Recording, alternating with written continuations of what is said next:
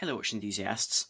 Today, I'd like to talk about my heritage and how I became interested in watches, um, and again how the channel began, um, and why I started it. But just a sort of a disclaimer, if you will, before I start, this video won't really be one for people who haven't been watching my channel for a while. Um, because it's more of a sort of a background of my channel. So if you're new to the channel, do have a look at the other videos on my channel, and if you're interested, do like and subscribe. Um, but yes, so feel free to have a look at my other videos if you'd like to have some proper reviews. So firstly, I'll talk about my heritage and sort of where my family is from with relation to watches. Now, in terms of background, I am partially Swiss, so on my mother's side, there is Swiss blood from Valais, which is a French-speaking part of Switzerland, and I suppose that acted as a sort of um, a prompting agent to sort of spark my interest in wristwatches and horology. Um, However, it was probably my father who had a greater influence on my interest in sort of micromechanics in the form of automatic and manual wristwatches.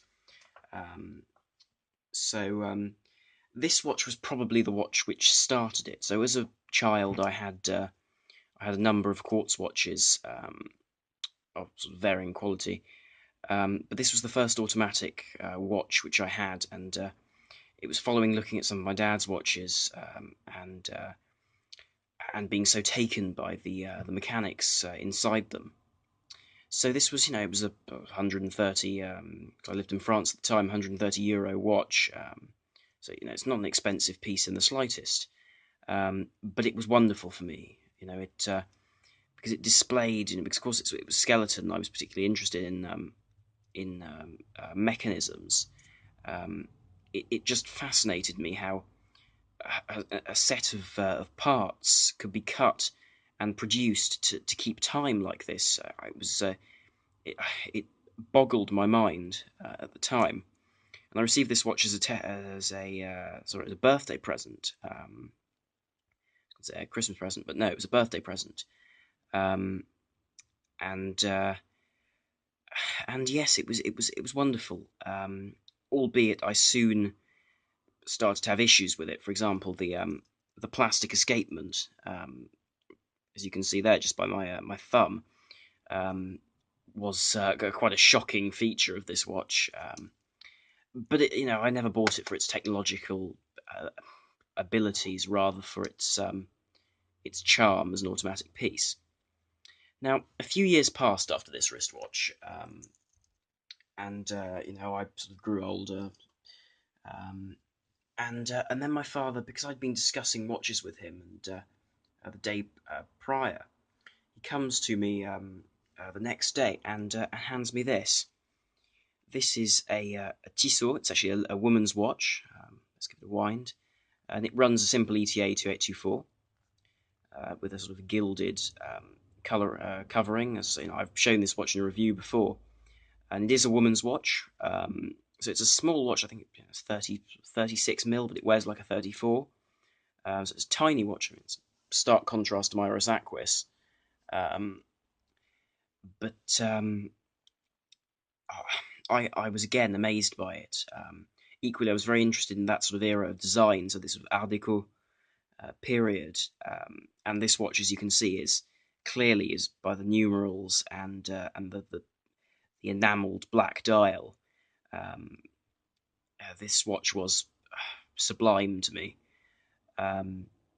So I wore this watch heavily for several years, and you can see it's got nice sort of guillotine on the rotor. Um, and this really was the watch that started everything for me. Um, Now, again, the movement was a great step up from the movement in the Swatch, because as you can see, it was gilded, which was a real really quite interesting thing for me. Equally, it was it was a proper ETA movement. So unlike the Swatch, which didn't keep particularly good time, it was fast, it was slow, it sort of swung backwards and forwards. this kept time well, and equally, admittedly, I don't believe this is actual alligator skin. I think this is simply stamped leather. If I can get that to focus, there we are. It's just stamped leather to resemble it, but yeah, it was very nice, very nicely made with a deployant, as I've been corrected by one of my viewers. Thank you for correcting me. I don't want to put forward any false information in my videos, rather than saying deployment. Although I did check, and I believe both are correct. But if you'd rather I said deployant, then very well, that's fine. And again, this was a no-date watch with a hacking movement. So that's how I got into wristwatches as a whole. And then the YouTube channel came along, interestingly, just after I bought the Orient, which was a watch which I've been looking at for a while because I wanted to get into the dive watch sector, because I'd previously been an exclusively dress watch sort of guy. I'd wear dress watches for everything. And the Orient Ray was really my entry into the sports watches. And I must say, despite having some issues now, as you can see, it's off the spring bars, and the movement has had an issue. But the thing is, though, I can't get it serviced in the UK, so I'm keeping it more for sort of sentimental value than anything else. And it was just after buying this that I thought, a lot of my colleagues, don't know about watches, and I'm fascinated by them and by the way they're made and produced. I thought, what better way of sharing? As you can see, the bezel's rogered as well. What better way to show my interest and to learn more than to share it with people? So as a result, I started the YouTube channel, I'm on the Watch Guy, and admittedly, at first it was a real I was inexperienced, and even now I'm still inexperienced, but I do try. So thank you for your support. Yes.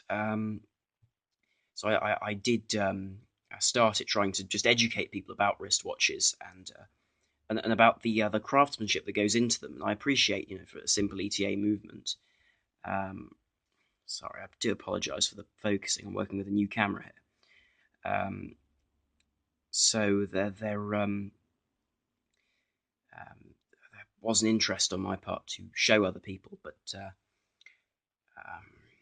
well, there we are. And now I've got to this stage where I have just shy of 800 subscribers, and I thank you all for watching, because I never expected to get this far. I assumed this was going to be a very, very small venture. Of course, I'm still dwarfed by people like TGV or Archie Luxury, albeit I don't massively agree with Archie Luxury in terms of his language.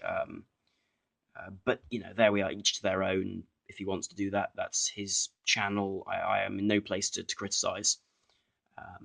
It's merely that I aim to be more appropriate for all people and all ages. So this was a fairly loose video, just to speak about my passion and about how it came about. So thank you very much for watching. Do please like, share, and subscribe if you found this video interesting. And if you are a new viewer on my channel, this video probably isn't best, so I'd suggest you go and have a look at some of my other reviews. So yes, and as ever, do ask any questions, and feel free to email me on questions for atwg@gmail.com. Thank you very much for watching. This is I'm on the Watch Guy. Over and out.